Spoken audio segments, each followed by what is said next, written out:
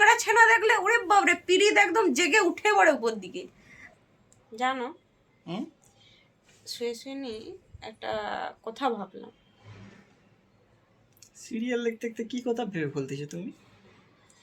Serial দেখতে দেখতে নয়, ব্যাপারটা হচ্ছে অনেকক্ষণ ধরেই মাথায় চলছিল। আচ্ছা সিরিয়ালটা তো ওটা চোখের নেশা, আচ্ছা ঠিক আছে। কথাটা হচ্ছে যে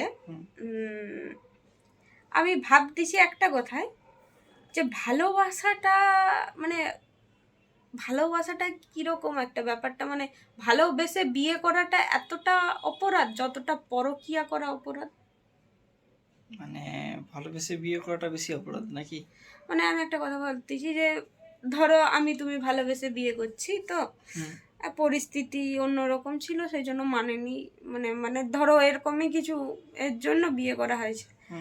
তো যেমন আমি তুমি বিয়ে করছি, ঠিক আছে, তো আমরা বিয়ে করছি ভালোবেসে বিয়ে করছি, সেটা লোক সমাজে যেন এমন করে মানে বিশেষ করে আমার ফ্যামিলিকে বা আমার মানে পাড়ার লোক আমার ফ্যামিলিকে বা মানে মা বাবাকে এমন করে দেখে যেন কি আমি কারোর সঙ্গে কি প্রেম করতে গিয়ে ধরা পড়ে গেছি, বা আমার বর থাকার সঙ্গেও আমি লোকের সঙ্গে প্রেম করতে গিয়ে ধরা পড়ে গেছি, মানে এরকম জিনিসটা ভাবি। সালা আমি বিয়ে করছি, একজনকে ভালোবাসছি, হ্যাঁ, তো বিয়ে করছি তাকে, তার সাথেই ঘর সংসার করতেছি, একজনকে নিয়েই ভালো আছি, ঠিক আছে। এমন তো নয় পাড়ার ওই কাকিমাদের মতো বা জেঠিমাদের মতো যারা এরকম করে বেড়ায়, বা কাকু জেঠুদের মতো, হ্যাঁ, যে আমার একটা বউ আছে থাকার সত্ত্বেও আমার একটা বউয়ে মন ভরেনি, আমাকে আবার দ্বিতীয় নয়ন বসাতে হচ্ছে, এরকম জিনিসটা তো করিনি আমি।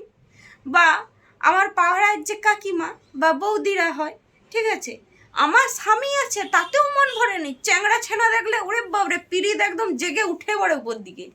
আমি তো সেরকমও করিনি, ঠিক আছে।